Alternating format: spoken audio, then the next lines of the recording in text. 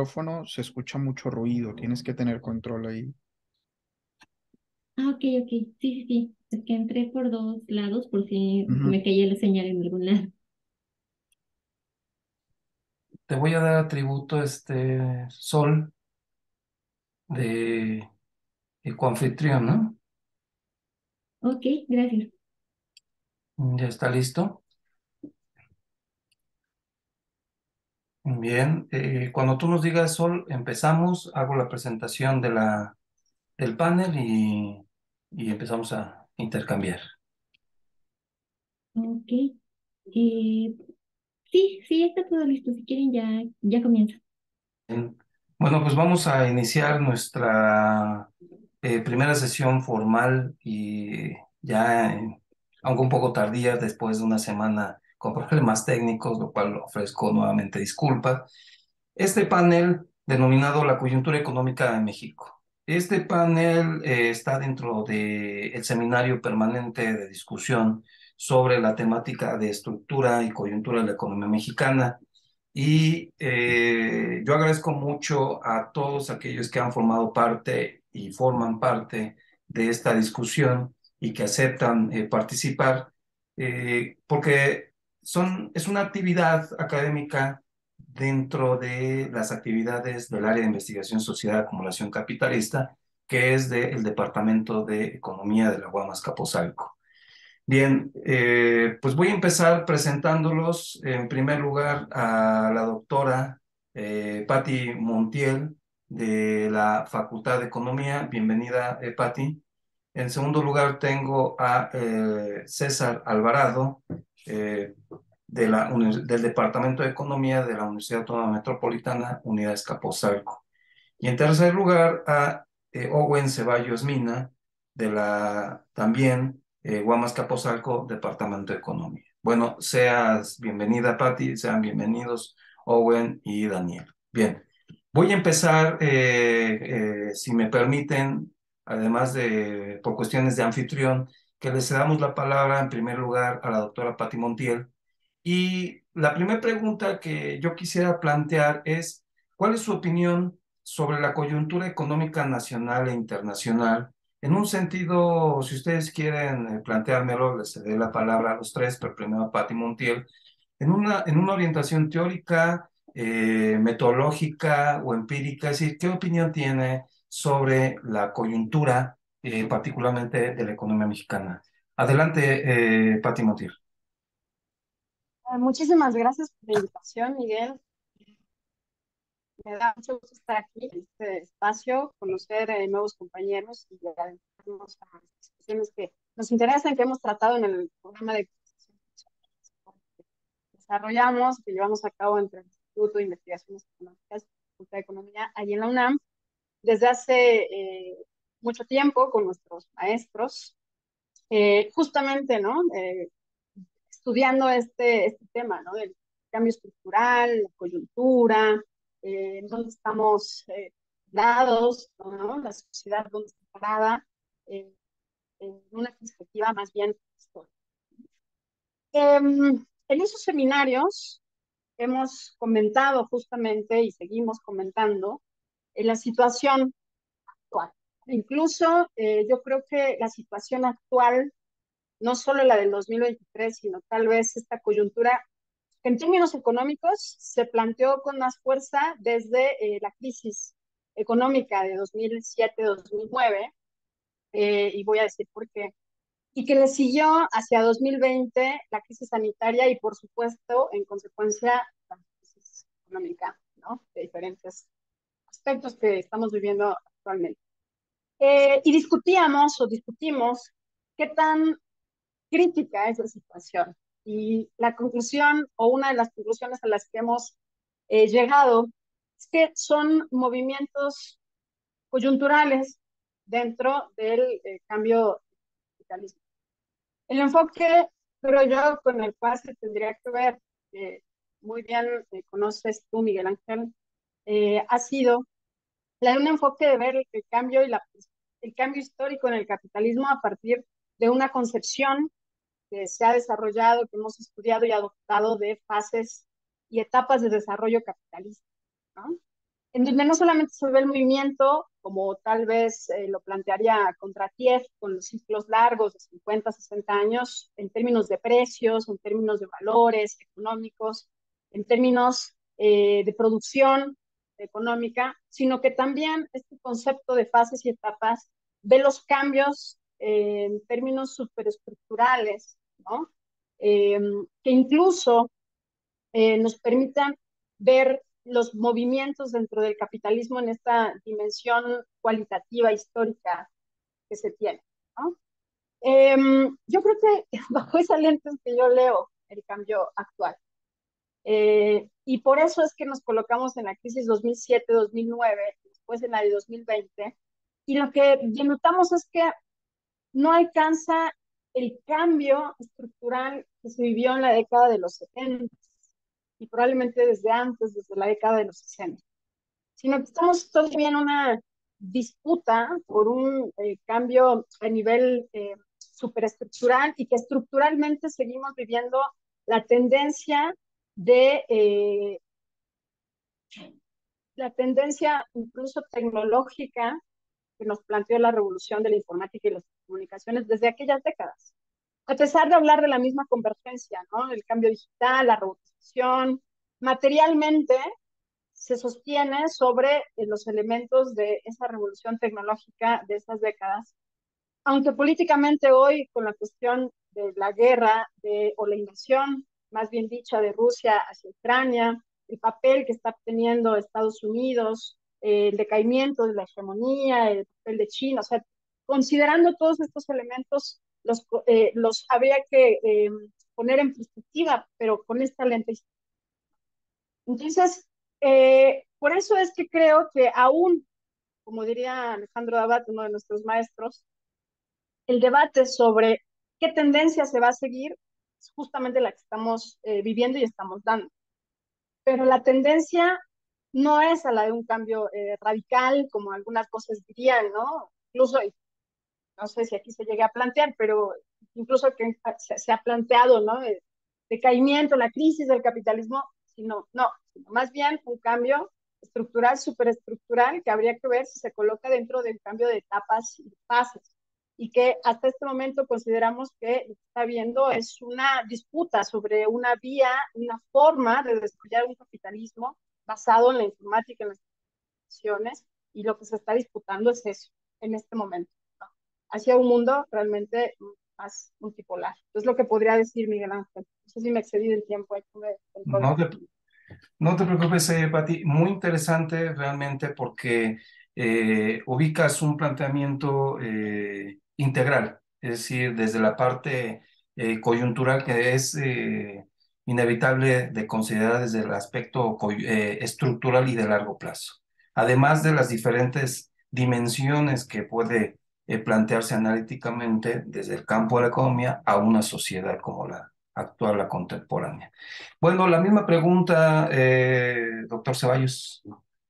¿Cuál es la perspectiva que tiene sobre opinión de la coyuntura económica nacional e internacional, y también en Hola México? Miguel, hola a todos. Aprovecho también para saludar al panel, igual que Patti.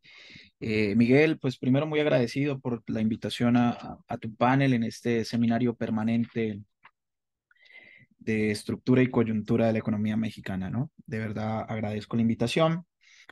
Y con respecto a esta primera pregunta alrededor de la coyuntura económica nacional, quizá internacional, tengo algunas coincidencias con Patti seguramente, y bueno, unas que no sé, ella me dirá qué tan cercanas son. Cuando yo pienso en coyuntura, bueno, quisiera pensar en el momento actual, ahorita, ¿no? En específico. Y por supuesto, toda coyuntura pues está permeada por unos antecedentes, unos en el corto y otros en el largo. Creo que Patti habló de algunos en el largo y se refería a los cambios estructurales para referir al largo. Yo creo que la coyuntura de México en el corto definitivamente está permeada pues por una coyuntura global, o sea, esto es antes de la crisis sanitaria y después de la crisis sanitaria. O sea, definitivamente No podríamos hablar de la coyuntura de México en particular, pero de ninguna de las naciones, eh, sin referirnos pues a las implicaciones económicas de la crisis sanitaria ocasionada por el COVID. Efectivamente, yo creo que en economía lo que nos preocupa en este punto a todos es eh, si esta recuperación de los efectos de la crisis han sido de manera esperada rápido, nos hemos recuperado rápidamente o no lo hemos logrado y si se han tomado las medidas para ello. Y aquí sí retomo algo de lo que mencionaba Patti. Creo que si no teníamos las condiciones estructurales previas, ¿no? Si no se habían dado esos cambios que necesita México en términos productivos, un cambio quizá de modelos, y ya sabemos que el modelo no funciona tan esperado, a pesar de que se ha anunciado, era difícil poder salir rápido de este ejercicio. De hecho, economías más fuertes después de la crisis han tenido recuperaciones lentas. Bueno, para México ha sido mucho más lento. Y entonces, en el panorama de la coyuntura, comienzan a jugar muchas variables un papel relevante, ¿no? ¿Qué está pasando en términos de los precios y la inflación? ¿Quiénes son los más afectados en términos de esta coyuntura? Y, por supuesto, cuáles son las medidas de política para que pudiéramos pensar en un crecimiento más rápido. Miguel, yo creo que hay muchos temas que seguramente iremos desahogando en este panel y trataremos de darle un orden de prioridades, pero por ahí está, hoy México se ha convertido en el socio comercial más importante de Estados Unidos por su enfrentamiento con China o después de la situación con China. ¿Y cómo es posible que no hayamos ganado el poder económico? ¿A qué se debe? Bueno, en realidad es que no estábamos listos, no existía ese cambio, esa estructura productiva lista para que más allá de que las relaciones internacionales, comerciales con Estados Unidos tomen relevancia, se pueda en realidad competir en los términos de las condiciones. Entonces, eh, y aquí coincido y partimos del mismo punto, sin el cambio estructural que ha mencionado Patti, era muy difícil que la coyuntura que vive hoy México a nivel nacional e internacional sea distinta a un escenario donde, y quiero aclarar por mi formación y mis preocupaciones alrededor del desarrollo, eh, donde los más afectados no sean, por ejemplo, los hogares, las familias, en un proceso de recuperación lento post-COVID, ¿no? Creo que ese es el escenario que yo pinto en esta coyuntura nacional. Muchas gracias, Owen. Me gusta el planteamiento que haces, resaltando dos temas. Uno, temas y variables, además de peso. Uno, la inflación y toda esta coyuntura de sí o no y el papel de la invasión imperial de Rusia hacia Ucrania. Y el otro, como decimos, no podemos cerrar los ojos viendo que el elefante está en la sala, como comúnmente decimos, ¿no? China. Es decir, todos los caminos no llevan, sino tienen que pasar por China ahora, ¿no? Analíticamente. Bueno, no robo la palabra. César, Daniel, tu turno. Opinión sobre coyuntura y en un contexto nacional e internacional. Sí, bueno, aprovecho para nuevamente saludar a todos. Muchas gracias por la invitación. Y bueno, eh, sobre la coyuntura, bueno, efectivamente estamos eh, viviendo, ¿no?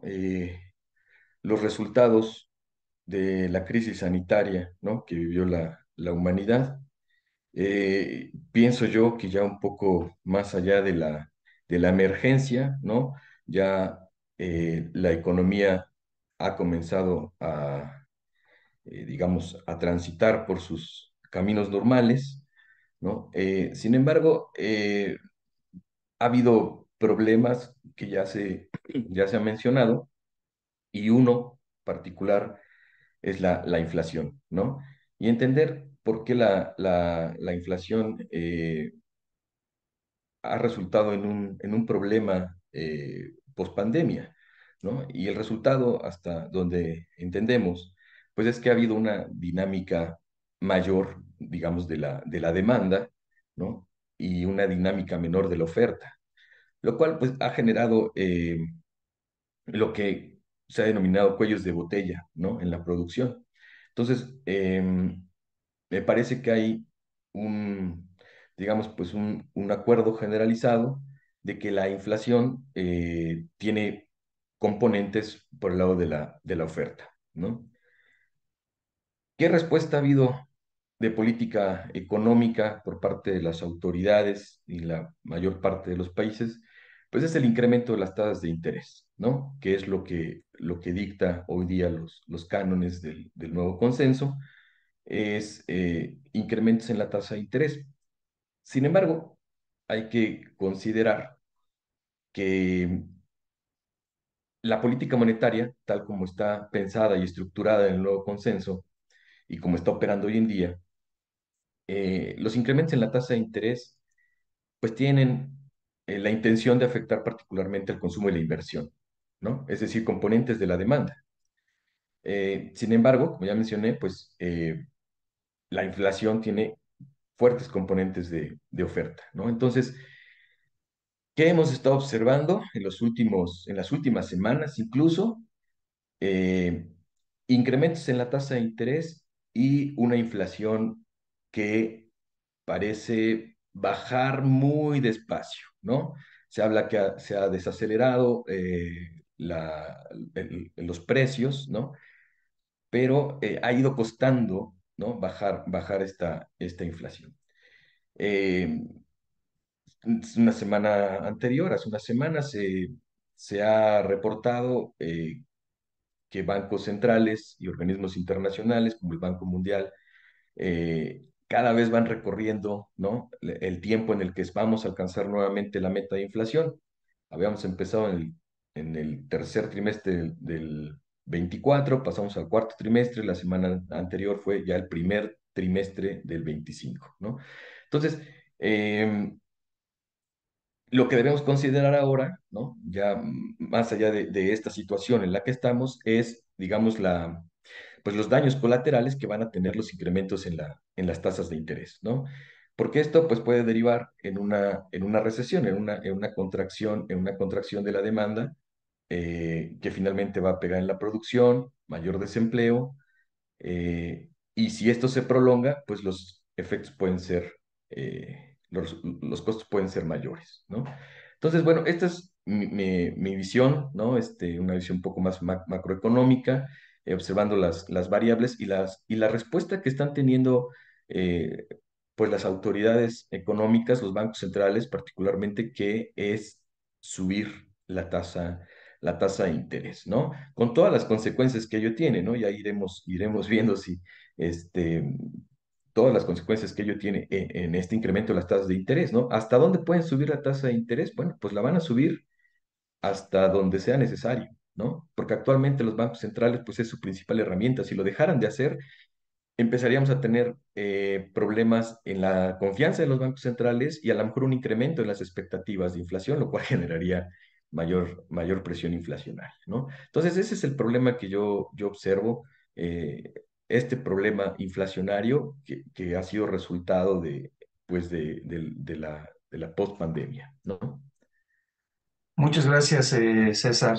Bueno, una vez ya hecho esta valoración de cómo vemos en lo individual la perspectiva coyuntural de la economía mexicana e internacional, bueno, yo quisiera ahora, además de ir seleccionando unas preguntas que aquí yo ya tengo un orden y acabo de establecer un orden también diferente ahora de participación. Empecé con Patti, luego Owen, Daniel. Ahora voy a cambiar para que vayamos ahí moviéndonos y podamos ir planteando. Sin duda alguna, hay un punto de encuentro entre los tres, el asunto de la pandemia. Bueno, pues para todos, ¿no? y que tuvo fuertes afectaciones que cambia, digamos, las trayectorias de las diferentes estructuras que pueden componer una sociedad, y la dimensión o la esfera económica no es la excepción. Y una de las esferas que se vio más afectada y de manera inmediata fue la estructura del mercado de trabajo. Ahí va mi pregunta y quiero empezar ahora con Daniel. Ya en alguna otra ocasión, Daniel, de hecho, contigo habíamos planteado alguna discusión en torno al mercado de trabajo en el conversatorio el mercado de trabajo como un monitor. El punto es saber cuál es tu opinión en materia de empleo en cuanto a mercado de trabajo, considerando algunos elementos que tú consideres de su propia estructura. Cuando me refiero a su estructura, es decir, una composición en cuanto el personal ocupado por sector, no tanto un sector económico, sino sí un sector formal e informal, el autoempleo, los efectos de la migración, las afectaciones también a través de los precios en el poder adquisitivo. Es decir, en este tenor quisiera saber cuál es tu opinión, Daniel. Sí, gracias. Bueno, a ver, el mercado de trabajo, particularmente aquí en México, es complejo, ¿no? Y podemos pensar que a veces simplemente se dice, bueno, personas empleadas, personas desempleadas, y se acabó el problema, ¿no? Em, la cuestión aquí, particularmente en economías emergentes, ¿no? Es el subempleo y la informalidad, ¿no? La informalidad. Y eso empieza a tener problemas, digamos, en determinar, ¿no? Quién se encuentra empleado y quién se encuentra desempleado, ¿no? Y además, bueno, ahorita podríamos hablar del concepto de informalidad, que ha sido un concepto que se ha ido repensando desde la Organización Internacional del Trabajo, ¿no? Em, entonces, aquí en México podemos ver, si nosotros entramos a INEGI, ¿no? Podemos ver inmediatamente eh, tasas de desempleo que van del 3-2%, ¿no? Y que comparadas, digamos, con la OCDE, pues parecen envidiables, ¿no? Porque son tasas de desempleo muy, muy bajas. El problema es cómo definimos, ¿no? Las personas que están empleadas o como las personas que están desempleadas, ¿no? Porque evidentemente, pues este indicador que nos reportan, que es la tasa de desempleo abierto, ¿no? Que se debe entender como el porcentaje de personas que están buscando trabajo, digamos, en el momento de la encuesta, ¿no? Entonces, que reportan estar buscando trabajo activamente, ¿no? Entonces, es lo que se conoce como tasa de desempleo abierto. Sin embargo, si nosotros tomamos este indicador, lo que se puede observar es que, por ejemplo, hubo más desempleo en la crisis del 2008-2009 que en la crisis sanitaria, ¿no? Eh, y bueno, la cuestión es justamente que en el 2008-2009 la gente podía decir, bueno, estamos buscando activamente empleo. En la crisis sanitaria, pues simplemente no estaban buscando empleo porque no se podía, ¿no? Entonces, son estos problemas. ¿Qué ha ocurrido? Bueno, se han determinado, se han construido otras tasas de desempleo, ¿no? Considerando, por ejemplo, las personas que sí buscan trabajo, pero digamos no activamente por cualquier razón, a lo mejor porque están esperando una oportunidad mejor o que se abra alguna industria, que se abra una empresa, y esa es la situación, ¿no? Entonces, y bueno, y esas poblaciones se incorporan en otras tasas y se tienen algunas otras tasas de desempleo, ¿no? Em, y entonces en México tenemos esta situación, ¿no? Que tenemos una tasa de desempleo abierto, distintas tasas que pueden ser tasas de subocupación, personas que tienen trabajo de medio tiempo, o tomamos algunos otros valores y nos van reportando tasas que pueden oscilar desde el 2-3% hasta el 20-30%, ¿no? Y cuando incluimos la informalidad, ¿no? Si hacemos caso a a la Organización Internacional del Trabajo, donde distingue entre trabajo, digamos, sector informal y trabajo informal, ¿no? El sector informal, bueno, pues son, digamos, todo este grupo de empresas familiares, ¿no? Donde no se puede distinguir, digamos, el capital del uso familiar, es sector informal. Pero se distingue también el trabajo informal, que son todas estas personas que están eh, vinculadas a una empresa formal, pero que no tienen, digamos, un contrato que lo vincule a la empresa, ¿no? Son contratos temporales, tampoco tiene prestaciones, no tiene representación sindical, no tiene, digamos, acceso a un seguro social, ¿no? Entonces eso es trabajo informal dentro del sector formal, ¿no? Entonces, tenemos en México una amplia gama de tasas y de consideraciones, ¿no? Para determinar las personas que están empleadas o desempleadas, ¿no? Y debemos tener ese cuidado, ¿no? De ver qué tasas o cuál es el mejor estadístico, ¿no? Para poder decir cómo se encuentra el mercado de trabajo, ¿no? Más bien tenemos que hacer una visión que vaya desde desempleo abierto, informalidad, sector formal, etcétera, etcétera, para entender la complejidad del mercado de trabajo aquí en México. Muy bien, muchas gracias. Sin duda alguna, un tema como todos de suma relevancia, pero el carácter del trabajo, que lo tenemos que invariablemente considerar como una centralidad también analítica, es decir, cómo se mueve, cómo se afecta y porque cuáles son los resultados en materia de empleo, desempleo, remuneraciones, para ver cuáles son las condiciones también de reclusión de las familias.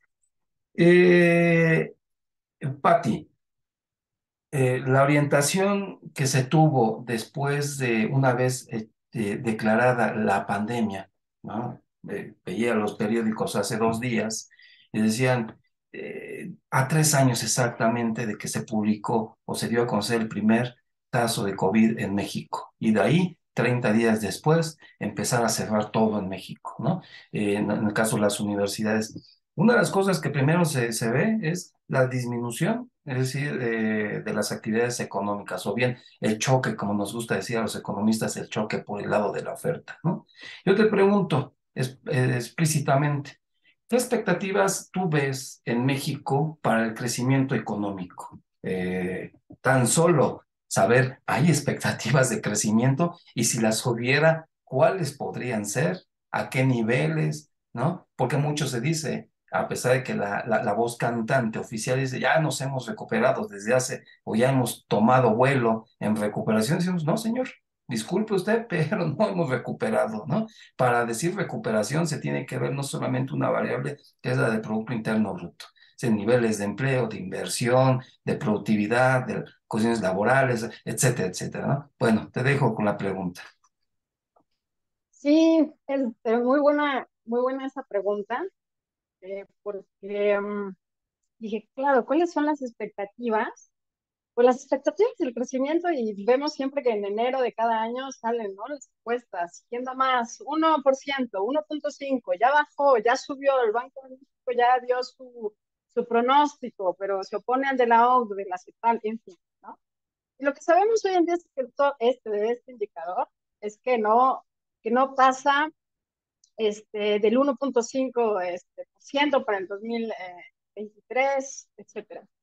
Y que incluso en algunos casos lo que se ha planteado es que, bueno, parece que hay ánimo y optimismo, sobre todo de cómo cerró el 2022, y en el 2023 se plantea esta misma tendencia en donde le están costando, y las noticias, yo creo que durante las noticias en esta semana ha sido la llamada telefónica de AMLO, ¿no?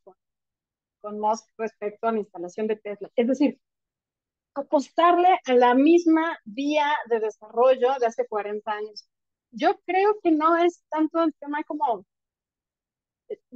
a ver, la pregunta es, ¿por qué tenemos expectativas de crecimiento que claro que no van a satisfacer el crecimiento de la población, considerando solamente el crecimiento de la población, que nos puedan o sea, revertir la situación que venimos viviendo tras la pandemia, pero que además aprovechar esta ruptura de la tendencia, además con un gobierno como el que se tiene actualmente para plantear una vía de desarrollo distinta, que implica a su vez un modelo y una propuesta distinta también, con todas las políticas que siempre nos hemos imaginado o que quisiéramos o creemos que se necesitan.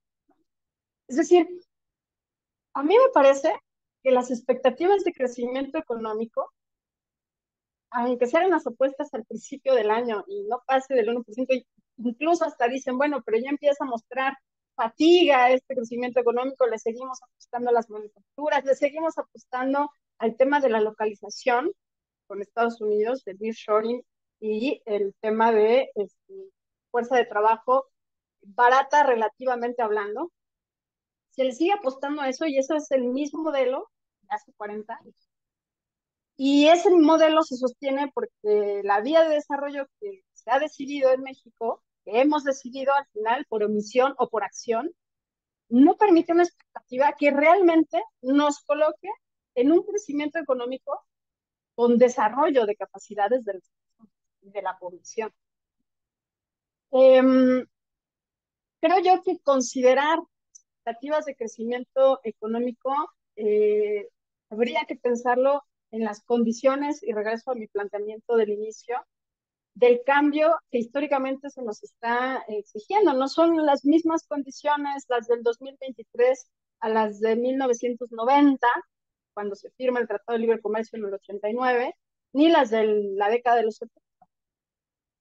Entonces, tenemos condiciones distintas que incluso podríamos, y creo que ese es el gran, es la gran voz ahogada, ¿no? De quienes han observado el desarrollo en los últimos 40 años, de que no se están haciendo los cambios necesarios.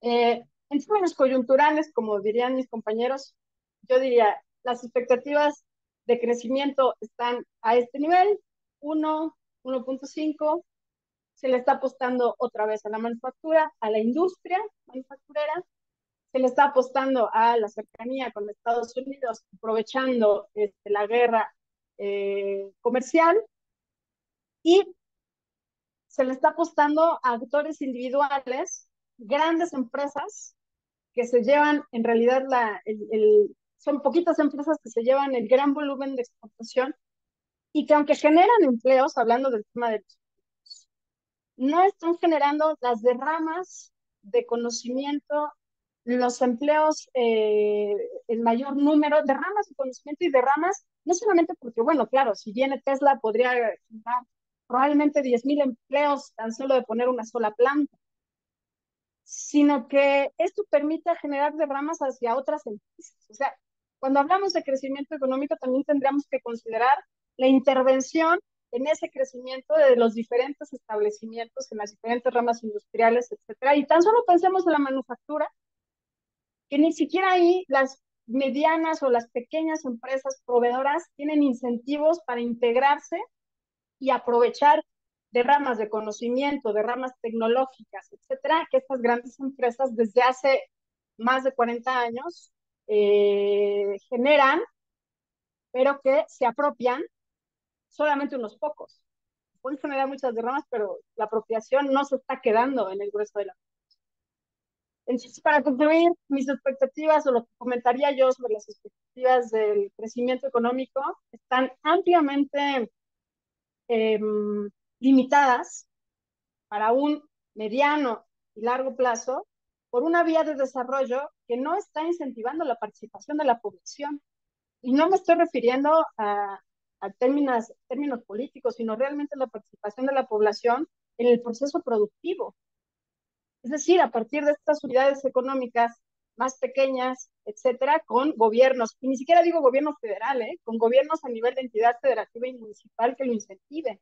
El crecimiento económico que se menciona para cada año, dada la recuperación ante la crisis sanitaria, etcétera, estará realmente subordinada a esta vía que seguimos reproduciendo.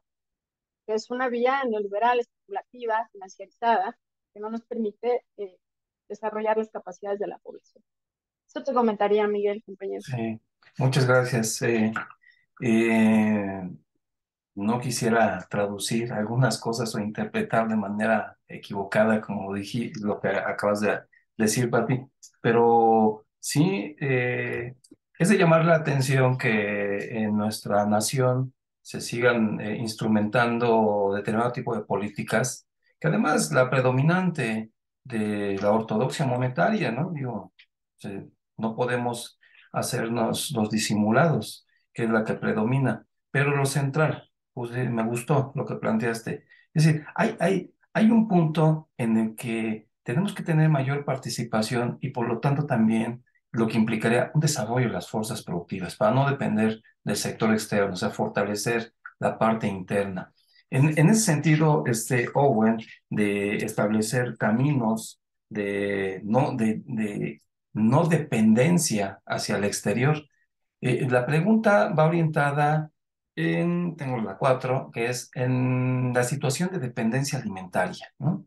Es decir, eh, ¿qué opinión, cómo ves tú la situación de México hoy día en términos de dependencia alimentaria? Bueno, se dice, he escuchado, visto notas que México en materia de maíz blanco es autosuficiente, ¿no? Es decir, bueno, es autosuficiente porque todo el maíz blanco que se produce se consume, pero no necesariamente que es lo que se necesita, ¿no? Esa es una cuestión. Y de ahí la dependencia, por ejemplo, a maíz amarillo, ¿no? Para la alimentación. Pero no solamente eso, sino es posible que México pueda llegar a ser soberano en un sentido alimentario. Es decir, ¿qué opinión tienes tú sobre esta situación en este momento? ¿Se ha agudizado los problemas de dependencia alimentaria en México? ¿Se podrían resolver? ¿Si se podrían resolver cómo? En un corto plazo o simplemente no hay salida. ¿Cómo la ves, Owen? Bueno, Miguel, yo en términos de la dependencia alimentaria y justamente ahorita estoy trabajando con una colega en algunos temas de nutrición y de cambios, por ejemplo, en inseguridad alimentaria producto de la pandemia. Hablando un poquito de los resultados de entrada, podemos ver que eh, efectivamente hubo un deterioro de las condiciones nutricionales de la población con esta desestabilización económica que trajo el COVID, por ejemplo, ¿no? Eh, yo creo que en el resultado quizá no es el problema alimentario de los mismos niveles en otra época cuando incluso hablábamos de desnutrición y de afectaciones a los niveles de productividad. Sin embargo, México sigue enfrentando problemas alimentarios y uno de ellos es, por ejemplo, el problema de la inseguridad, ¿no? Un problema que ante pequeñas desestabilizaciones macro como las que han ocurrido, de inmediato las familias más vulnerables en particular, ¿no? Comienzan a enfrentar inseguridad. Esto no tiene que ver con el nivel macro al que te estabas refiriendo ahorita de la completa soberanía, pero de reflejo, por supuesto que entra. ¿Por qué?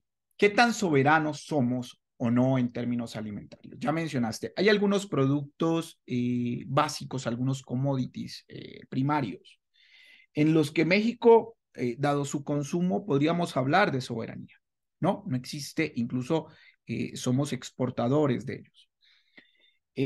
Sin embargo, el problema es que a medida que vamos evolucionando y con la globalización, cada vez nos volvemos más dependientes en consumo de otro tipo de productos, donde por supuesto somos completamente importadores.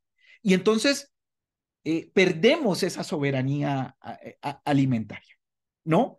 O sea, la soberanía alimentaria no es un problema exclusivamente de, hombre, produzcamos y seamos autosuficientes, sino enfrentar un mundo globalizado donde los patrones de consumo alimentario han ido cambiando y nos vamos volviendo dependientes de ciertos productos que efectivamente al interior no se producen.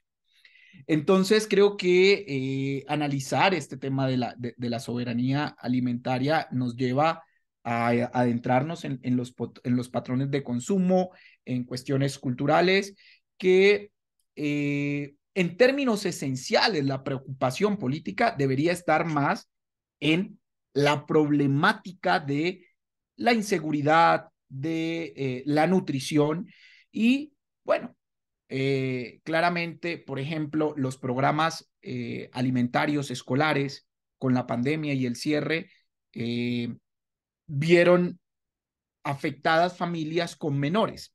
No son los menores directamente los primeros afectados. Los mayores en los hogares cuidan que el alimento llegue a los menores, ¿sí? Pero ellos dejan de comer y se genera el proceso de inseguridad en estos hogares vulnerables. Como les digo, para mí los temas más importantes tienen que ver con el desarrollo y el problema, digamos, de inseguridad alimentaria que se deriva un poco de los problemas de la soberanía o está asociado a la soberanía, eh, son muy relevantes en términos de la vulnerabilidad de estos hogares. En términos de producción y como sector, bueno, pues no sé, o sea, siento que eh, nosotros podemos ver pues que la concentración de la producción primaria se concentra en grandes empresas en el norte, ¿no? Mientras que hacia el sur, en México, tenemos un poco de autoconsumo, digamos, pequeños productores que usan buena parte para el autoconsumo, que en términos económicos, digamos, y agregados, relacionándolo con la pregunta anterior, pues no tienen grandes efectos el crecimiento. Entonces, es un sector primario bastante dual el relacionado con la soberanía alimentaria y es otro de los temas a enfrentar y la sostenibilidad. ¿No? Hasta ahí yo dejaría mi intervención. Muchas gracias, Owen. Y sí, siguiendo en ese sentido de la seguridad alimentaria, que finalmente es un tema muy relevante porque por cuestiones también de seguridad nacional, ¿no? Es decir, la dependencia alimentaria o la dependencia relativa alimentaria puede generar ciertos problemas de vulnerabilidad en diferentes aspectos de la sociedad. Eh, y vinculado a esto, pasaría nuevamente con Owen para empezar una siguiente etapa de preguntas. Vinculado a esto, Owen, eh, la pregunta es, cuál es la opinión sobre los efectos actuales de la inflación del 2022? Porque finalmente tenemos ya a un año del conflicto Rusia-Ucrania y que si sí o no tuvieron efectos directos sobre los precios de los alimentos, entre otras cosas, ¿no? Pero también habría que ver el factor de la inflación o la variable inflación explicada, si bien desde una perspectiva aquí para México interna, como la de las fuerzas internas y externas, pero también a nivel internacional la inflación con determinantes desde este carácter de lo bélico, pero también con un carácter de si sí o no la recuperación, asumiendo que hay un proceso de recuperación, está generando un efecto natural de inflación, ¿no? Si es que hay esa recuperación también, ¿no? Es decir, pero la pregunta es, ¿cuál es la opinión sobre los efectos de la inflación 2022 para el contexto coyuntural? Owen. Yo creo que seré muy intenso, digamos, con mi posición. Y aquí tengo que volver al cuento de la vulnerabilidad. Creo que el efecto sencillamente de la inflación, antes de verlo en cualquier otra parte, nuevamente hay que pensar en las familias. Por supuesto que ha habido efectos, digamos, este componente de la inflación que viene desde lo internacional. Es una inflación que no solamente ha ocurrido o se nota en México, todos nuestros países en desarrollo lo han venido viviendo, Colombia, Argentina, y todos han hablado del componente internacional y de la guerra Rusia-Ucrania.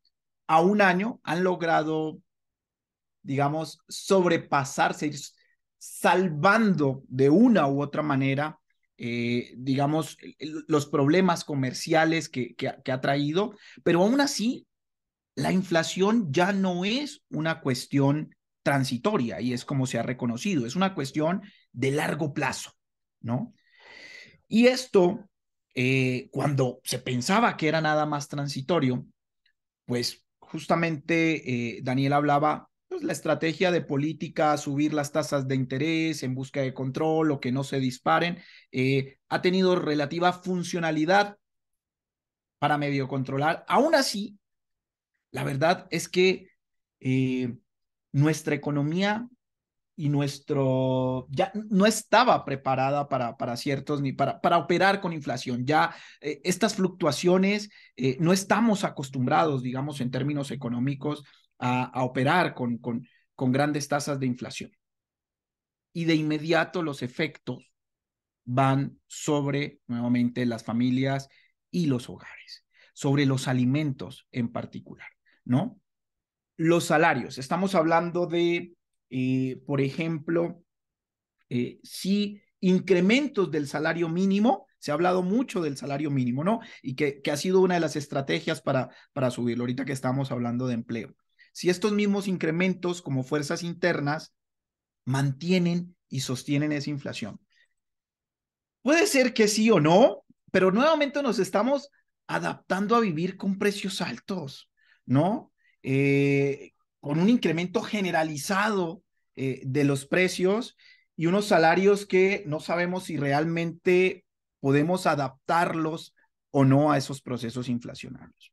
Entonces, por supuesto, no es la de 2022 nada más, no es la inflación de 2022 que es alta, sino que venimos arrastrando, digamos, el año previo, 2021 también con inflación alta, y no se ve en lo corrido del año nada más.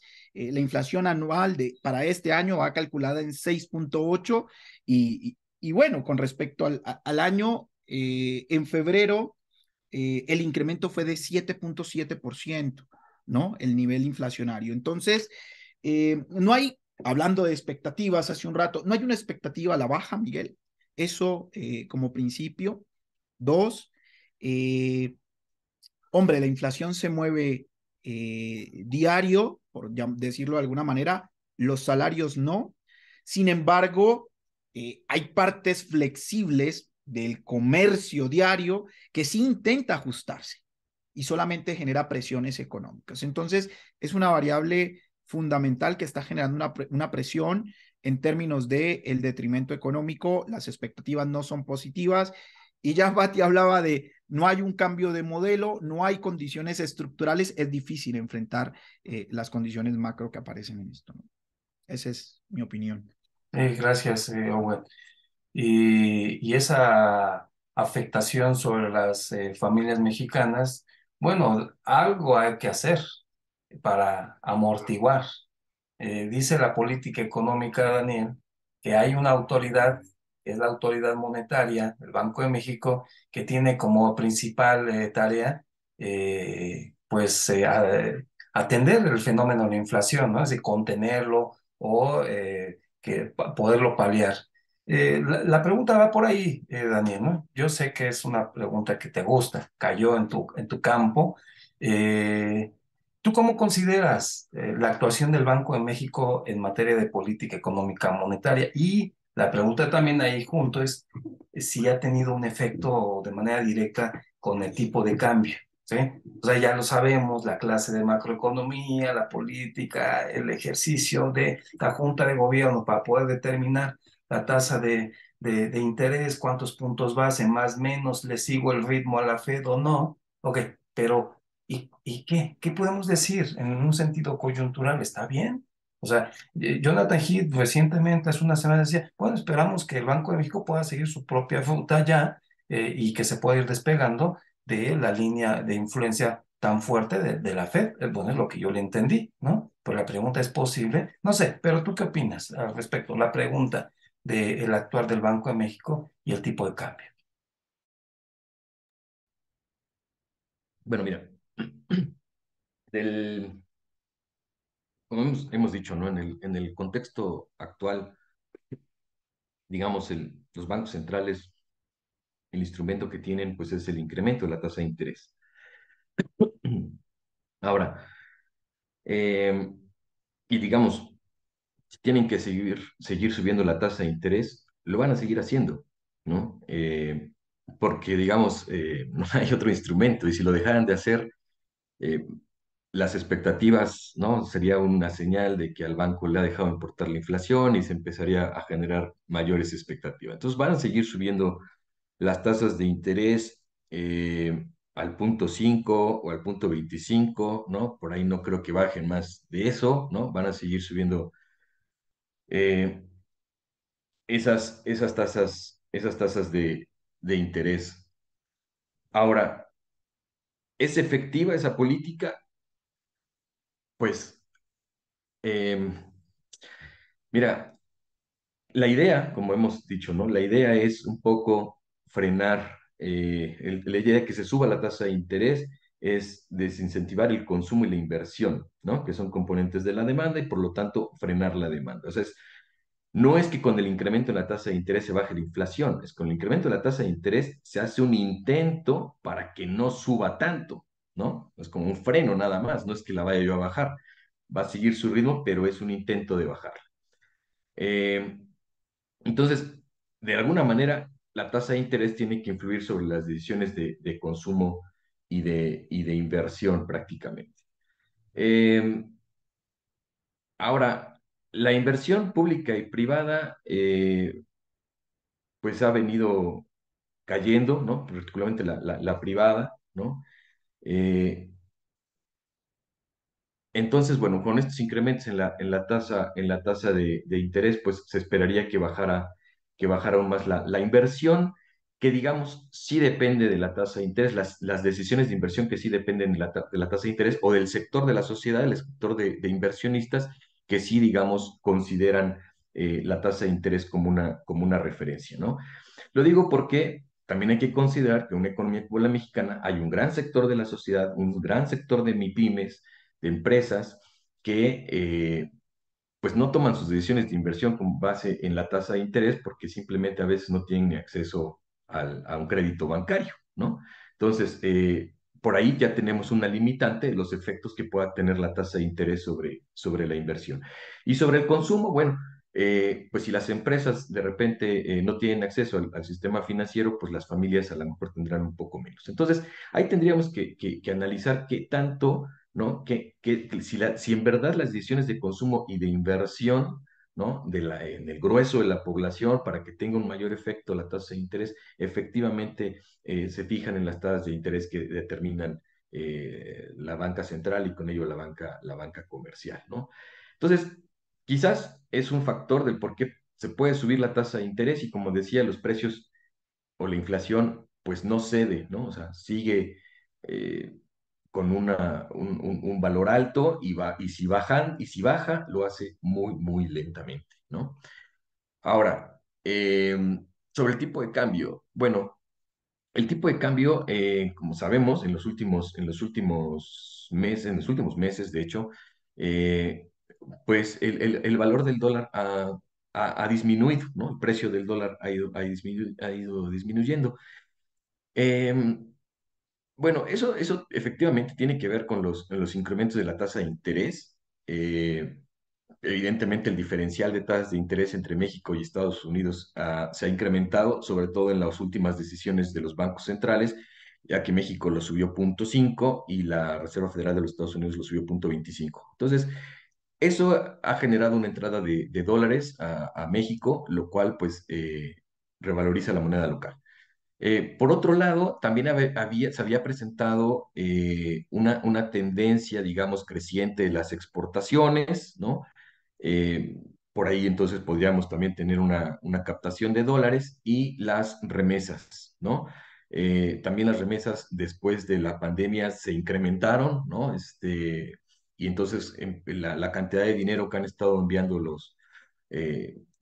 los mexicanos que laboran en Estados Unidos, pues se ha incrementado. Entonces, toda esa entrada de dólares revalorizó la moneda local, ¿no?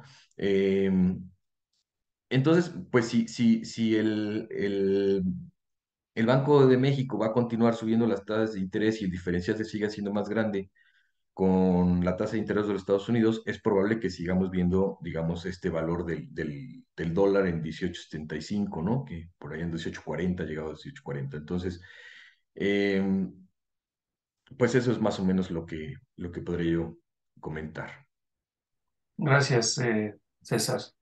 Pasando sin que sea brusco el cambio, pero siguiendo con esta conversación, Patti, hace rato mencionabas sobre las expectativas de crecimiento. Vi que como que te llamó la atención esa pregunta y mencionabas algunos aspectos en términos de continuar, no decías así, sino más bien lo decías en un carácter crítico de por qué seguir bajo la misma lógica o la modalidad de desarrollo como de hace 40 años. Es lo que entendí, ¿no?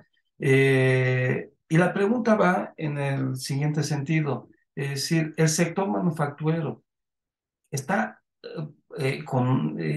¿cómo va a jugar como eje para el crecimiento económico? Es decir, ¿cuál es la opinión que tienes de que el sector manufacturero sea un eje de crecimiento aún? ¿Sí? Es decir, todavía lo podemos tener.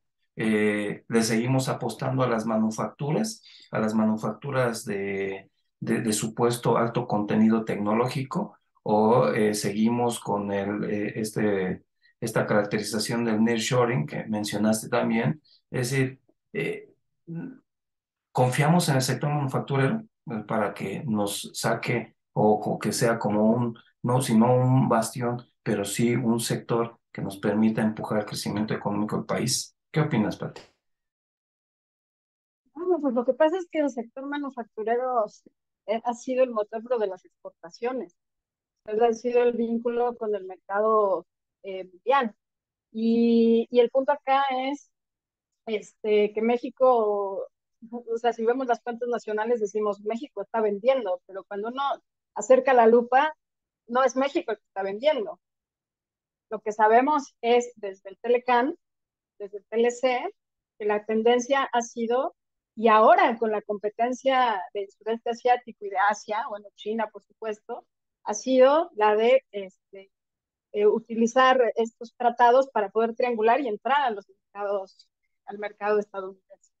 Entonces, las exportaciones o la manufactura como un eje de crecimiento, pues es ficticio, no es tal, ¿no? Yo decía, no se quedan esas derramas en el país integrando a la población, en primer lugar, con una generación de empleo estable, con una generación de empleo de nivel, remunerado, etcétera. Y además con la propia creación de empresas nacionales, ¿no? En donde se quede no solamente la divisa y se consuma aquí, sino que además se creen otro tipo de recursos y bienes, ¿no? Para las familias y para la población, para las personas, ¿no? Entonces, el problema del sector manufacturero es, primero está concentrado claramente en la automotriz, en la electrónica, está concentrado el sector manufacturero no solamente por sectores, sino también regionalmente. En el norte del país, los lugares de frontera claramente localizables, Baja California, Chihuahua, Monterrey, que tienen ciertas condiciones de infraestructura, es decir, es el tema de la localización, no solamente por cercanía, sino por infraestructura también, en donde se colocan las grandes empresas y no, o sea, lo que tenemos desde hace 40 años es que no están generando eslabonamientos que permiten la transferencia y la apropiación de conocimiento. O sea, no solamente es crear, transferir conocimiento y aprendizaje, como se nos ha dicho desde la teoría evolutiva, sino que también haya una apropiación, o sea, que, no, que no se impida el poder crear lo que en algún momento en las fases de desarrollo económico se decía el motor endógeno. Entonces, además de que el sector manufacturero está concentrado en ciertas ramas claramente identificables también regionalmente, y que no pasa esta deslocalización o redistribución por poner plantas en el sur-sureste, ¿no? Para ahora vamos a fabricar ahí carros eléctricos. O sea, me da un poco como hasta de coraje, ¿no? Porque no se está invirtiendo a partir de una política industrial, ¿no? Al desarrollo de estas pequeñas, llanas, microempresas, ¿no? En estos sectores, a partir de financiamiento, de coordinación, ¿no? Porque no solamente se trata de dar dinero, sino también y financiamiento a tales o cuales empresas y hacer empresas del Estado, sino de coordinación y de coordinación de diferentes actores, no solamente económicos, ¿no? Sino actores, incluido la universidad, por supuesto, como un actor que permita el intercambio, interlocución entre diferentes sectores sociales, por ejemplo, ahora que estaban mencionando sobre la crisis alimentaria. O sea, ha habido estudios sobre el maíz, estudios en la UAM Azcapotzalco, por cierto, por el grupo de la profesora Schubert, sobre la papaya transgénica, ¿no? En donde el problema no es que haya o no haya dinero, sino el problema es poder coordinar diferentes lenguajes, diferentes aspectos para producir que los pequeños productores se pudieran beneficiar de la producción de una papaya transgénica, por ejemplo. El problema, entonces, no solamente es el cambio tecnológico, introducir cambios tecnológicos a partir de apostar al dinero, etcétera, sino de diferentes actores en diferentes niveles. Entonces, eso me parece que no se observa, pero ni de lejos, en la visión de una política industrial, pero ni de lejos, ¿no? Es muy preocupante, ¿no? Por eso es que justamente hago esta analogía, o no analogía, sino este recuerdo, ¿no? El mismo modelo de hace 40 años.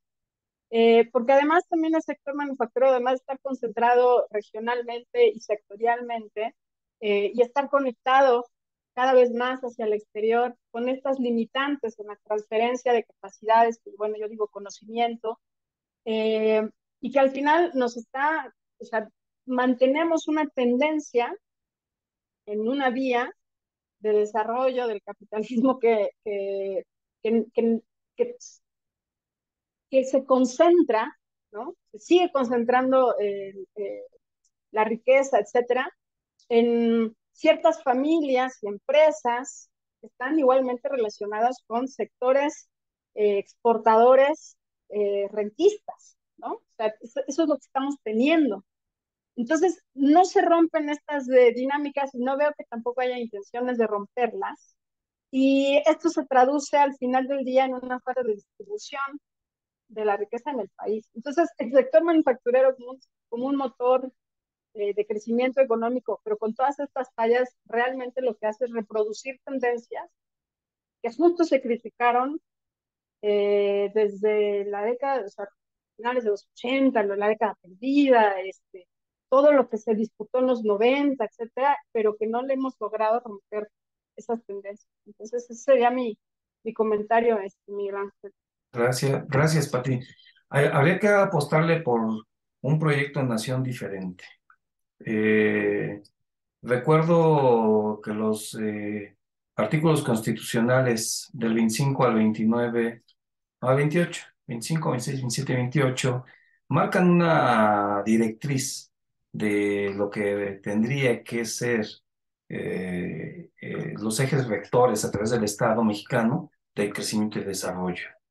Y ahí, entre otras cosas, pues marca el vínculo entre los diferentes sectores, es decir, no solamente el público, sino también el privado, el social, sin menoscabar otras formas alternas, como lo que habías mencionado hace rato, de formas de unidades productivas alternas.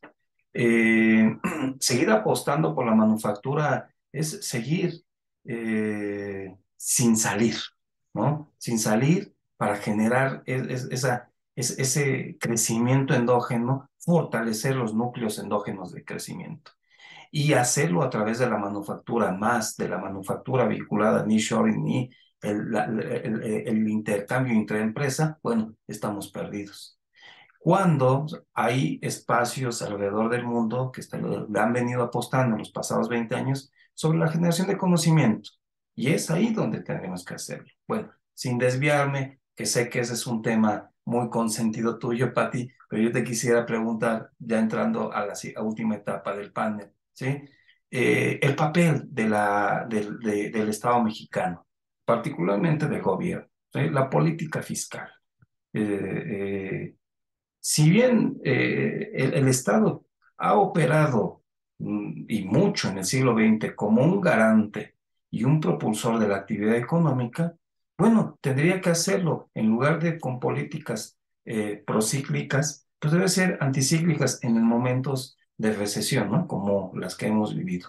Yo te preguntaría específicamente, ¿cuál es tu opinión que tienes sobre la actual condición de política económica, fiscal, que lleva el gobierno en el marco de esta llamada austeridad republicana? Es decir, cuando bajo el eslogan, y subrayo, eslogan de muera la corrupción y adiós el neoliberalismo, que es una encrucijada esto, parece más neoliberal, ¿no? Esta misma austeridad, pero es decir, ¿qué opinión tú tienes al respecto? Porque debería de ser el Estado el que ahorita propulsara y parece que no, ¿verdad? ¿Cómo la ves? Pues esto va en hilado con lo que les estaba opinando, y porque lo que hemos visto, yo creo que he jugado esto con como mencionaste, con este eslogan de Dios del neoliberalismo, porque el neoliberalismo lo que hacía era comprar toallas muy caras, ¿no? Tener aviones lujosos, y entonces vean cómo esta presidencia, porque además se concentra en el poder ejecutivo en realidad, eh, y que se le ha puesto en política social, pero sin una política económica, sin una política industrial. Es decir, una política social, o sea, a ver, hagamos un ejercicio, ¿no? Con un ejemplo. El Instituto Nacional de Economía Social, el INAES, que se creó, por cierto, en época neoliberal de Peña Nieto, y que lo que pretende es el desarrollo del sector social, muchas veces relacionada con las cooperativas, con el cooperativismo, etcétera, y que, y que si vimos el ejemplo en Brasil en la época de Lula, a principios de los 2000, este sector social se estaba integrando con un tipo de economía que se llamó en esa época economía del conocimiento. Es decir, se estaba integrando en la época de Lula de Brasil de los 2000 a esta población, a un aprendizaje que incluso tenía que ver con la tecnología, etcétera, etcétera, a partir tanto de política social como de política económica, a ciertos niveles y con sus limitaciones. En México, lo que se hace con el INAES y con la distribución del dinero es en un consumo que me parece que es un consumo, cuando me estoy refiriendo a la redistribución en becas, ¿no? Siguiendo esta idea de una política social de incentivar las becas a los jóvenes, el tema de los ancianos, que claro que todo el mundo dice, pues esto es adecuado, pero no está acompañado de una política económica, una política industrial acorde al momento histórico que se requiere. Es decir, sigue estando ese, ese, ese ahorro, ese no gasto, destinado a una política social que en el largo plazo no está generando un desarrollo de esas fuerzas, ¿no? Sociales de la población, sino que se queda en un elemento, puede ser muy banal, ¿no? Quedarse en un nivel solamente de incentivar un consumo y ya. Entonces, me parece que eso es lo que está finalmente pasando con esta política de austeridad republicana. O sea, qué bueno que haya un líder político que moralmente se plantea que pues, hay que ahorrar en ciertos sectores, hay que redistribuir, pero pero sin llevarlo a una política macro, meso y micro, a esos niveles, no es sostenible en el tiempo. Lo que se genera es un consumo que va a ser cuanto menos pues pasajero, no se está alimentando la estructura productiva del país, por lo que ya mencionaba anteriormente, no se están generando posibilidades y capacidades de desarrollo a nivel micro, a nivel empresa, a nivel regional, y se mantienen en descoordinación y desconexión las diferentes políticas que podría tener un gobierno central con diferentes niveles de... Entonces, en efecto, regreso al tema, ¿no? El eslogan me parece muy efectivo, interesante, se acabará cuando se vaya este gobierno. O sea, no es algo que se pueda mantener, de lo cual se pueda aprender más que aprender en este sentido que estoy diciendo.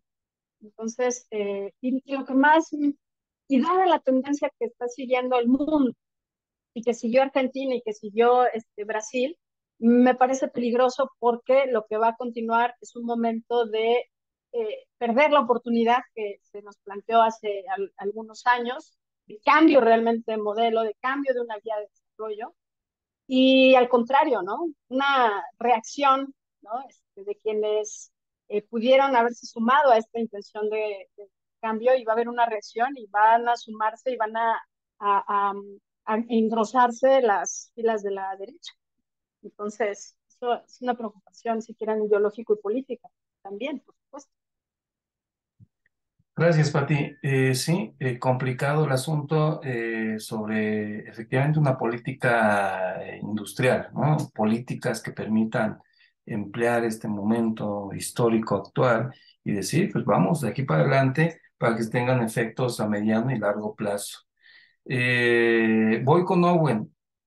Si bien o sea, la pregunta va orientada al desarrollo, implicado el crecimiento también, ¿no? Y específicamente, yo sé que es uno, ahora, mira, uno de los temas que te gusta y has trabajado, que es el turismo, ¿no? Y lo sé porque también coincidimos en un congreso recientemente.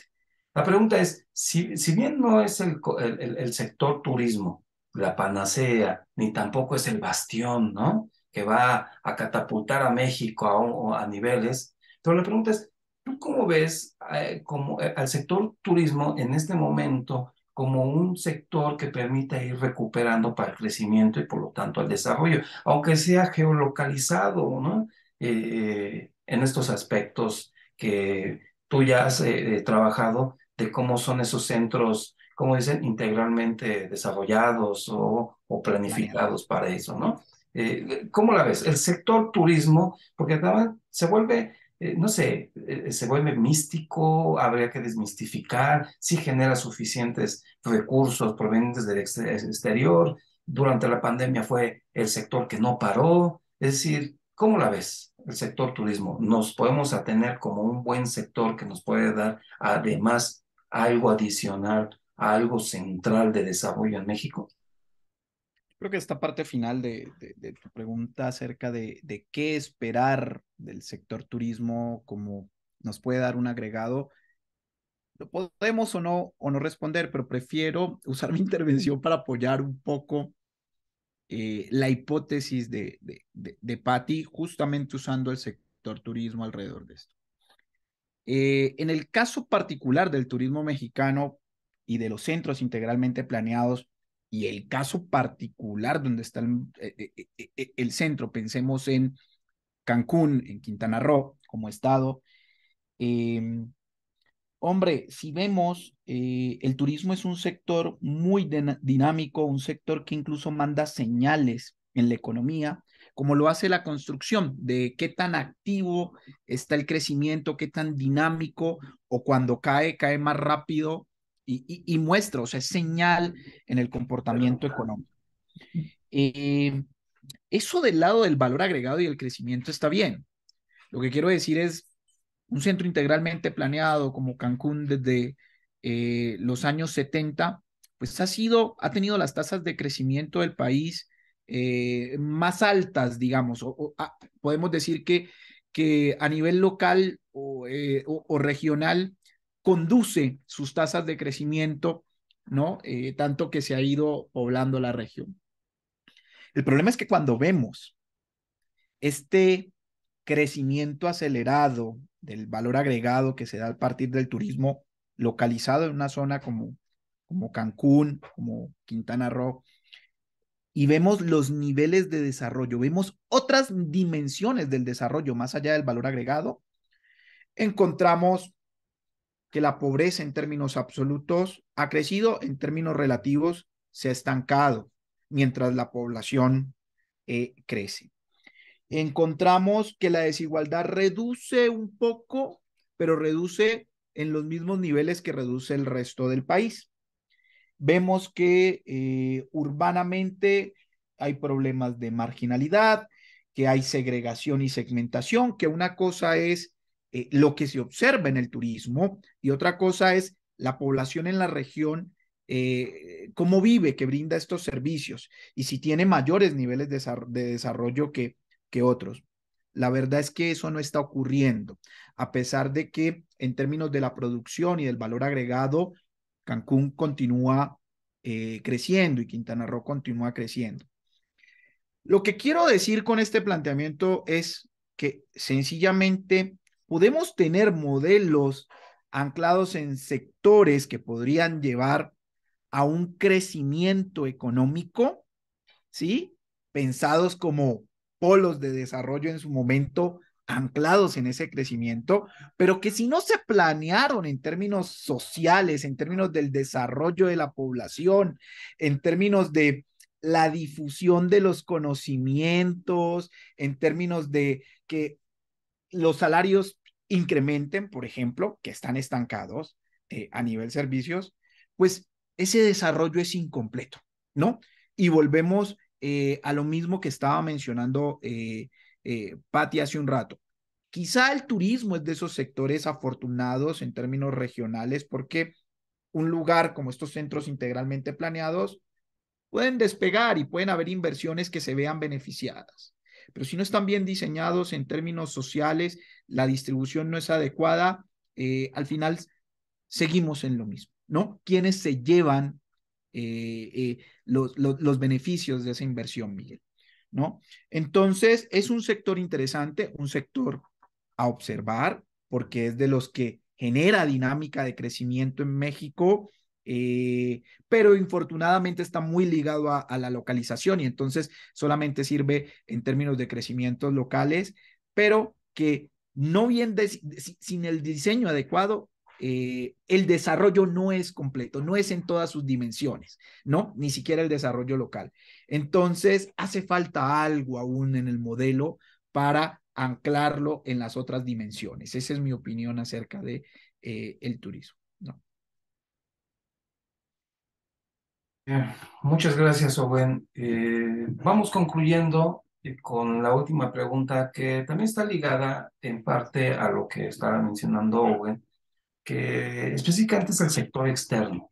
Aunque siento yo que amplia la pregunta, pero conociendo a César Daniel con sus capacidades y los gustos por la política económica y la macro, eh, Daniel, la pregunta es, ¿tú cómo ves en este momento de coyuntura en México el sector externo? Es decir, porque retomando los dos comentarios previos de Patty y de Owen en materia de que cómo puede hacer México para crecer, bueno, son perspectivas endógenas, internas, ¿no? Pero seguimos bajo un modelo de ya varias décadas de confiar hacia el sector externo, ¿no? Es decir, esa promoción de las exportaciones, confiemos hacia la atracción de la inversión extranjera directa, es decir, se sigue viendo como panacea, ¿no? El sector externo es el que nos va a resolver los problemas de crecimiento y de desarrollo en nuestro país. Bueno, pero en el sector externo, digamos, tenemos dos grandes esferas, ¿no? La esfera comercial y la esfera financiera, ¿no? A ver, Daniel, ¿podrías integrar una opinión al respecto de cuáles las expectativas en este sentido? Sí, bueno, las expectativas No creo que cambien mucho, o sea, para como están apuntando las cosas, seguramente vamos a seguir dependiendo del sector externo. Y es que México, eh, pues, como dirían, está tan cerca de los Estados Unidos, ¿no? Que aprovechamos los turistas norteamericanos, el mercado norteamericano, y siempre hemos estado dependiendo de los norteamericanos para el crecimiento y el desarrollo, ¿no? Y de hecho, uno podría pensar que, digamos, hubo una especie de acuerdo, ¿no? Macroeconómico, donde el Banco Central se ocuparía de la inflación y el sector externo, lo que podamos vender al exterior, pues se ocuparía del crecimiento, ¿no? Y de hecho se puede observar, si nosotros vemos la participación de las exportaciones dentro de la demanda agregada, pues son el principal componente de la demanda agregada, ¿no? Desde hace bastantes años, lo que sostiene, digamos, la actividad económica de este país, pues es justamente la demanda que se hace del exterior, ¿no? Entonces, ahora, ¿qué perspectivas o qué expectativas se pueden plantear? Bueno, pues decía yo, no va a haber mucho cambio. Actualmente, las grandes corporaciones internacionales, digamos, se han dado cuenta que no es buena idea tener toda su manufactura en China, ¿no? Entonces están buscando tener distintas plantas, ¿no? Resultado de eso es que es lo que ya se comentaba, Tesla, ¿no? Y otras plantas que van a buscar reorganizar sus mecanismos, bueno, sus áreas de producción, y una de ellas puede ser México, ¿no?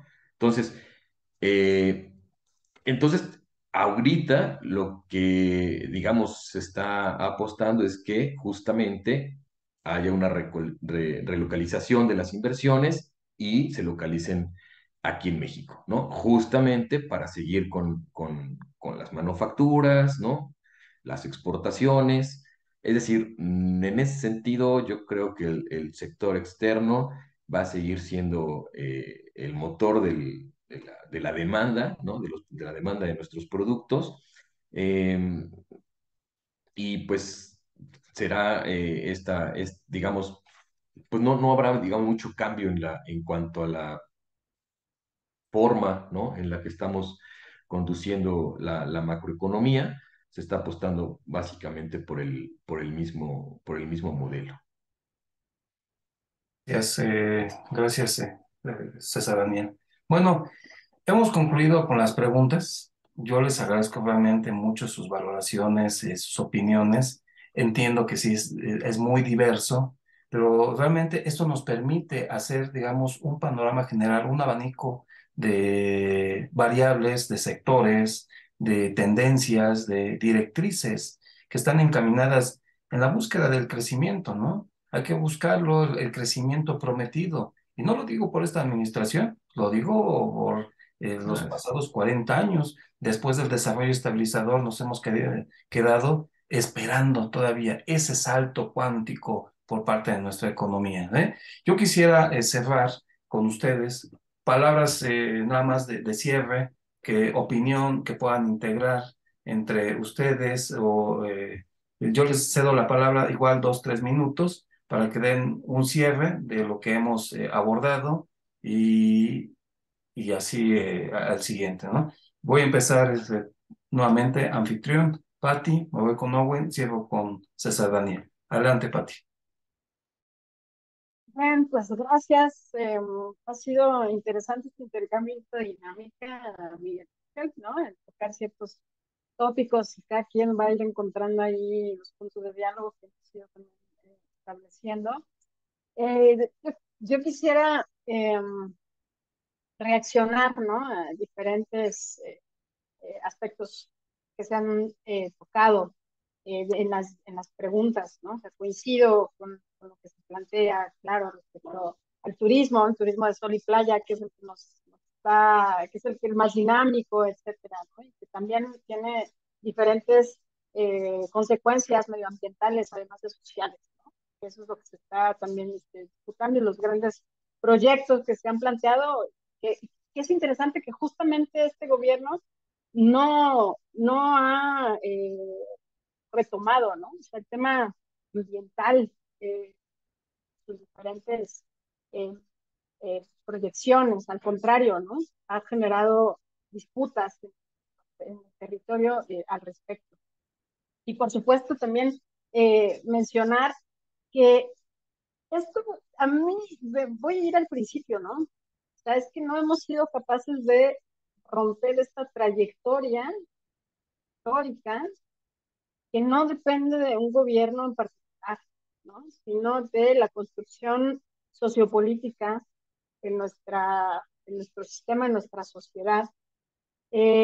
Y que a mí me parece que la pregunta no es tanto en cómo conseguir el crecimiento, sino por qué no lo hemos conseguido si ya hemos tenido las oportunidades. O sea, nos integramos de manera relativamente rápida al mercado mundial, terminando el milenio y iniciando este, y no se obtuvo, ¿no? Se hicieron los cambios democráticos que tanto se decían que se tenían que hacer, y tampoco se obtuvo. Se cambiaron perspectivas de los gobiernos y tampoco las hemos obtenido. Entonces, a mí este tipo de coyunturas me hacen siempre reflexionar sobre la trayectoria que traemos anteriormente, ¿no? O sea, que no es, o sea, que de esto venimos hablando prácticamente, pues, generaciones, y me da un poco de desesperación. Entonces, bueno, definitivamente vamos a caer y vamos a decir, necesitamos una política económica, diferentes políticas industriales, monetarias, necesitamos políticas que estén adecuadas al medio ambiente, a un nivel no solamente macro, sino también micro. Sin embargo, el problema creo que no es idear eso, sino por qué, si están esas ideas, no se han implementado y no se han sostenido, ¿no? Creo que ahí es el nudo gordiano, diría alguien, que tenemos que resolver, no hemos sido capaces. Entonces, bueno, agradezco, bueno, cuando digo no hemos sido capaces, me refiero como sociedad, por supuesto. Les agradezco mucho el tiempo, el intercambio, y Miguel Ángel, la iniciativa y la invitación, por supuesto, y pues seguimos el diálogo. Gracias. Claro que sí, Pati, muchas gracias. Owen, tienes la palabra. Gracias, Miguel. No, pues no sé, un tema tan complejo y tantos que hemos tocado, es difícil encontrar un conjunto de palabras de cierre adecuada, pero sí, creo que la idea central, coincido con Patti, está en si es consecuencia de una trayectoria o porque podemos hablar de cambios de modelo, pero la trayectoria sigue siendo lo mismo. Yo creo que no ha habido un cambio verdadero, que el problema es estructural, ¿no?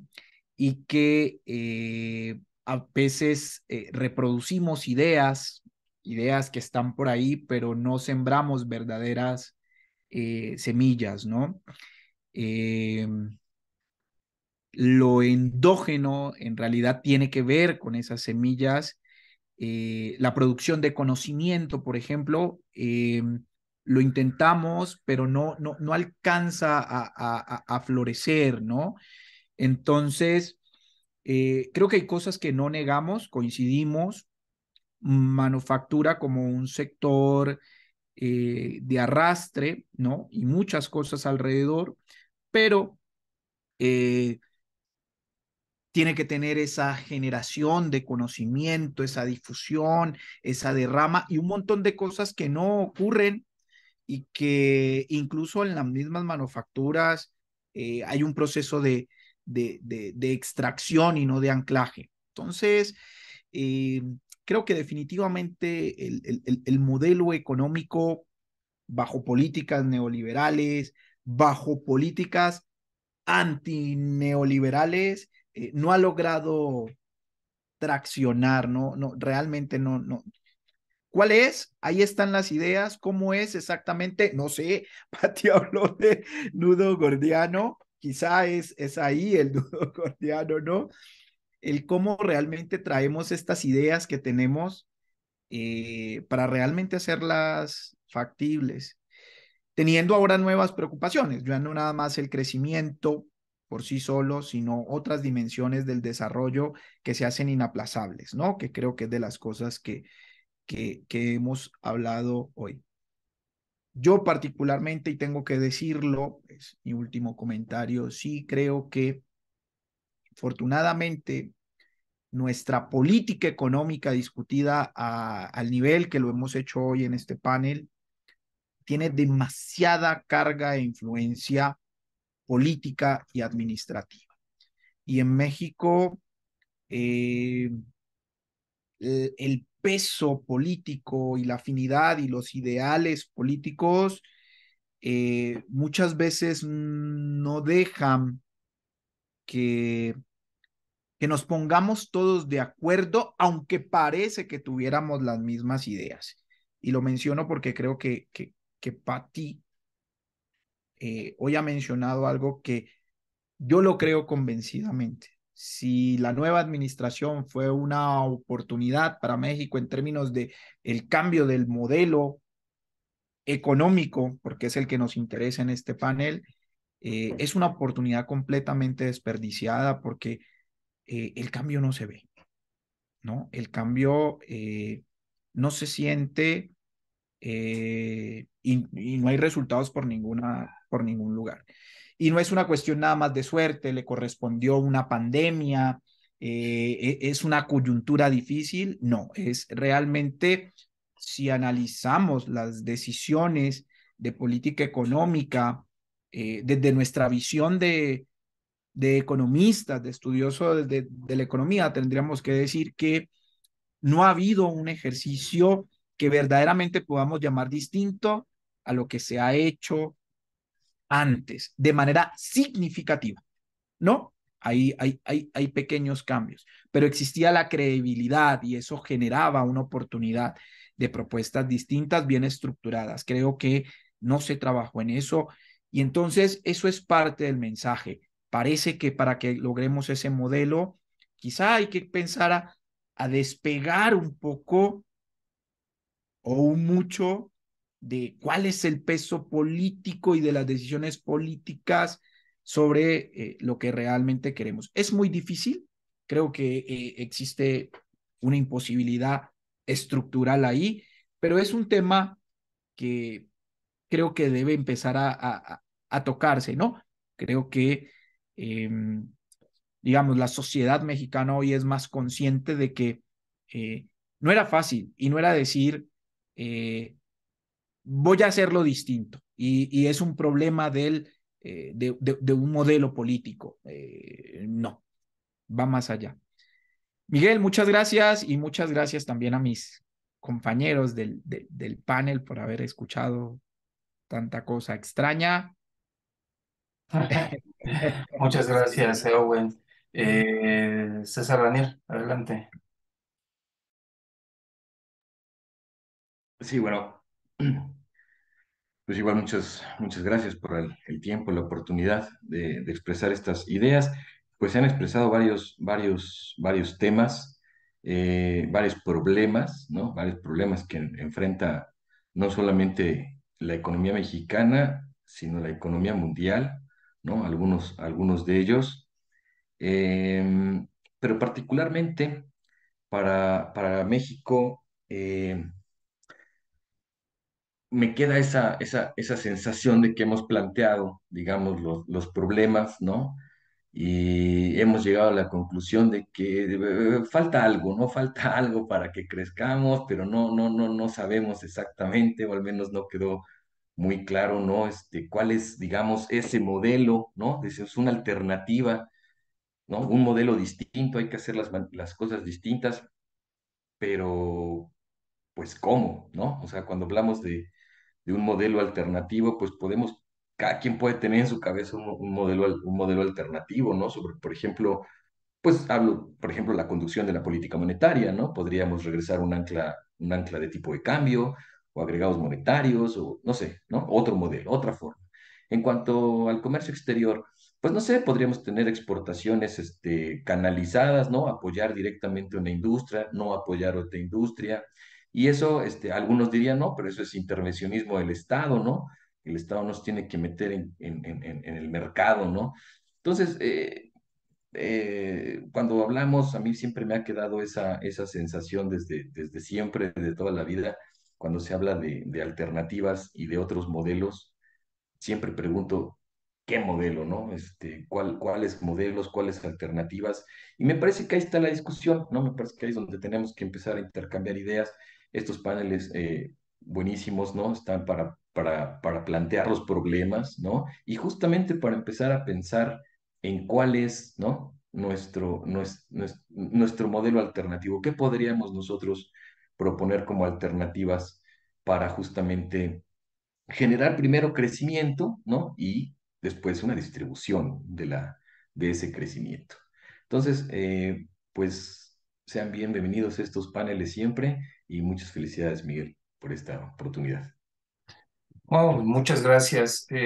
Antes de hacer un comentario general, les digo que a través del chat del canal de difusión de YouTube de Seminario Permanente del área de Sociedad Comunicación Capitalista, pero este panel, llegaron dos preguntas, van llegando, llegarán más y luego se las compartiré, los podrán ver ustedes, que de una u otra forma las estuvimos aquí explicando, bueno, ustedes daban explicación. Una es, ¿qué opinión se tiene sobre la orientación de la política fiscal del gobierno federal en cuanto el énfasis en infraestructura y comunicación en ciertos sectores estratégicos, ¿no? Y la otra es, ¿por qué los programas de gobierno enfocados al campo no han podido resolver el problema alimentario, ¿no? O alimenticio, dice. Bueno, de una u otra forma, digamos, ustedes dieron respuesta. Como dice Owen, hemos dicho muchas cosas muy extrañas. No, pues, la idea es que hemos hablado de mucho, generar un diálogo, poder intercambiar, decir, hey, aquí estoy, yo también cuento y también tengo algo que decir. Y ahí va el comentario general, ¿no? Conectándome con lo que decía César, que estaba recogiendo de Patty de Owen.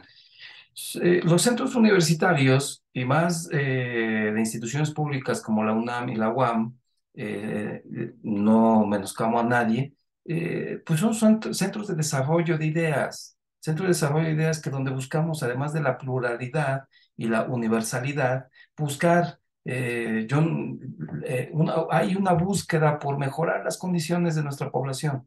No creo yo en lo contrario, que estos centros busquen apachurrar a la gente. Al contrario, buscamos siempre cuál es la mejor forma.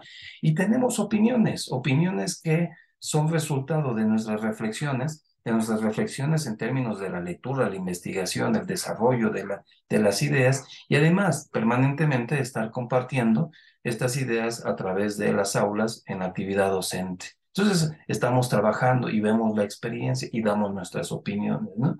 Es decir, y no se trata solamente de una cuestión de separatismo social, sino de decir, "Hey, yo creo que somos habitantes de esta nación, buscamos algo en común que es el bienestar social, ¿cómo podría ser? Bueno, tenemos esta lectura y esta posición. Bueno, no me resta más que en verdad agradecerles, Patti Montiel, te agradezco mucho la aceptación, estaremos en comunicación más estrecha. Owen, me da mucho gusto, ya has estado aquí, te agradezco en verdad infinitamente. César Daniel, también el esfuerzo que han hecho y por supuesto a Sol Chávez que nos ha hecho el apoyo técnico de la transmisión de esto a través de este panel, a través de YouTube. Gracias, Sol, ¿sí? Y entonces, si podemos ir cerrando la transmisión, Sol, te agradecería mucho. Nos quedamos aquí unos minutos nada más para despedirnos. Tú nos dices en qué momento ya podemos. Sí, sí, profesor.